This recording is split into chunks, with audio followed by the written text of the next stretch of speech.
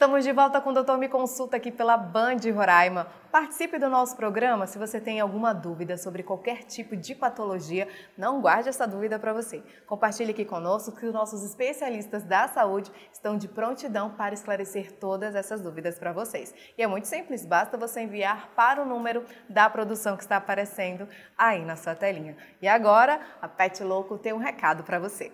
Pet Louco, tudo para o seu pet. Rações, petiscos, banho e tosa, brinquedo, farmácia veterinária e muito mais. A equipe está preparada para lhe atender. Aqui você encontra um espaço para o seu pet brincar e se divertir enquanto você realiza as suas compras. Faça uma visita e garanta os melhores produtos com o melhor custo-benefício. Pet Louco, Avenida Villeroy, 5036, São Francisco. Telefone 991 26 0139. Eu quero dar as boas-vindas ao veterinário Dr. Maurício Costa, que é da nossa parceira Miau Centro Veterinário. Ele está aqui hoje para falar sobre a doença do carrapato. Tudo bom, doutor? Seja bem-vindo. Tudo bem, Kelly? Como é que você está? Tudo jóia, graças a Deus. Bom, a gente vai falar sobre essa doença que aflige muito, né, os pais de pet, que é a doença do carrapato. Doutor, explica pra gente o que é essa doença. Então, Kelly, a doença do carrapato são duas doenças, na verdade assim, é um conjunto de doenças que é transmitido pelo carrapato, que na hora que ele vai sugar o sangue do cãozinho ou do gato, ele transmite ela, que são micro-organismos, que é no caso a Ehrlichia canis ou a Babesia canis, que vai acometer, que eles são conhecidos como hemoparasitos, né? Que vai acometer, vão ficar parasitando o sangue e vão gerar essa doença. E por que isso acontece, doutor? Quais são as principais causas? Então, normalmente a parasitose. O carrapato ele é muito endêmico, ainda mais na nossa área, que tem clima tropical, e ele se propaga com uma maior facilidade. E aí, quando ele está no período dele de, como é que eu vou te explicar? No período de proliferação, ele procura hospedeiros de sangue quente. E aí pode ser os gatos, pode ser os cães, inclusive nós, humanos, podemos pegar. Então é sim uma zoonose. Olha, por isso curioso. A gente bate tanto nessa tecla, entendeu? E aí quando ele vai sugar o sangue para se alimentar, ele acaba transmitindo essa doença. E doutor, como identificar que o nosso bichinho, tanto o cão quanto o gato, ele pode estar dando sinais que ele está com essa doença? Então, eu sempre costumo falar isso na clínica, que ninguém melhor do que o tutor para dizer para a gente qual é a sintomatologia. Por quê? Porque ele está ali, ele está vendo, de repente esse animalzinho que está tranquilo começou a mostrar alguns sinais que, ao meu ver, pode não ser um sintoma. Exemplo, doutor, ele parou mais de comer, mas ele está comendo.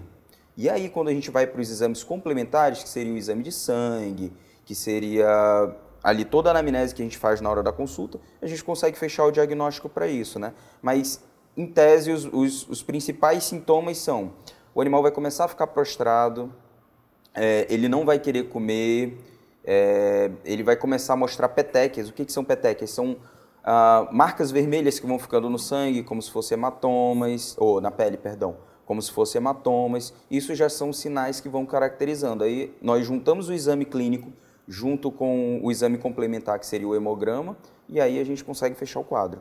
E doutor, chegando nesse diagnóstico de que o gato ou o cão está com a doença do carrapato, qual é o melhor tratamento, né? O melhor tratamento primeiro sempre vai ser correr para o veterinário para a gente ver isso. Por quê? Porque ele é dividido em duas fases, a fase clínica, a fase aguda e a fase crônica. Três fases, até a fase subclínica. Então, eu vou dar um exemplo para você que normalmente acontece e vocês podem as pessoas podem até se identificar. Normalmente você está com um cãozinho, e eu vou falar do cão específico porque é mais comum. Normalmente você está com um cãozinho e esse cãozinho do nada parou ali de comer, ficou mais prostradinho, e aí você olhou e falou, não, normal. No outro dia ele volta a comer normal, tá tudo tranquilo. Daqui a 10 dias ele começa a mostrar de novo, ficar prostrado, não querer comer, não querer tomar água. Isso muito provavelmente já foi aquela fase subclínica que a gente falou, que o carrapatinho foi lá, sugou, começou a proliferação ali no organismo dele e depois ela ficou mais evidente. Então, nessa fase crônica, é a fase que tem que ser tratada. Por quê? Na verdade, antes, né? Quanto antes a gente fizer esse tratamento, menos será nocivo para o paciente. Que aí a gente consegue não ter tanta consequência, tanta sequela com relação à doença.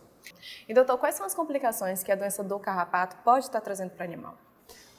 A maior preocupação é porque ela causa uma anemia grave. Assim, ela vai trabalhar com uma trombocitopenia. O que seria uma trombocitopenia? Uma baixa na plaqueta, que é um fator de coagulação, e ela vai trabalhar com a questão de anemia. Então, a nossa maior preocupação é essa, porque pode gerar uma anemia tão grave que esse paciente vai precisar ficar internado e fazer transfusão sanguínea.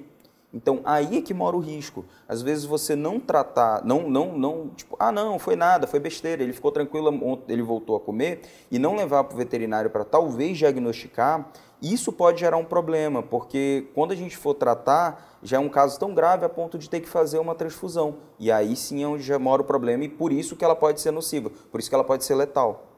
Exatamente, essa questão, tipo, primeiro que a demora, essa questão de protelar, né, de levar o seu bichinho ao veterinário para buscar realmente uma ajuda qualificada, pode até gerar grandes complicações, até mesmo levando ao óbito, né? Com certeza. Na verdade, assim, os animais, os pets, na verdade, os cães e gatos, o cão até mais do que o gato, eles são muito resistentes.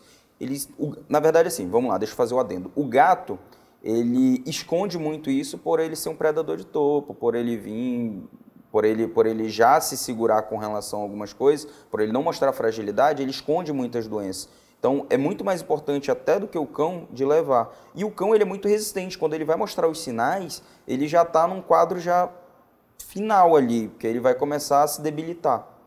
E uma coisa que a gente gosta muito de alertar aqui no programa, inclusive o doutor, que é veterinário, a questão da automedicação, né? Que muitos donos de pet, pais de pet, né? Que a gente costuma falar assim, que a gente trata nossos bichinhos como da família, de querer automedicar, de às vezes não saber exatamente que tipo de doença o seu gato ou o seu cachorro tem e de ir na farmácia veterinária, comprar qualquer antibióticozinho, remédiozinho e acabar medicando o seu animalzinho sem realmente ter uma prescrição médica. Exatamente, Kelly. Uma coisa que eu falo muito, e aí eu vou ter que... Eu sempre que eu posso, eu preciso dar esse puxão de orelha.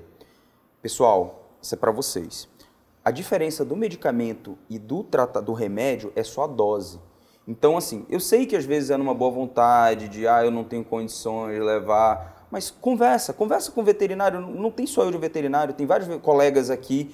Conversa com o colega, que eu tenho certeza que o colega não vai se omitir a te ajudar, dependendo do caso. É claro, se for um caso mais sério, que precise de exames, aí infelizmente a gente não consegue. Mas assim, te dar um conselho e chegar e conversar, tipo, olha, vamos fazer aqui, a gente tenta fazer um negócio mais barato, tenta conversar para ver como é que vai fazer. Por quê? Porque a automedicação, às vezes, você pode estar fazendo mal para o teu animal.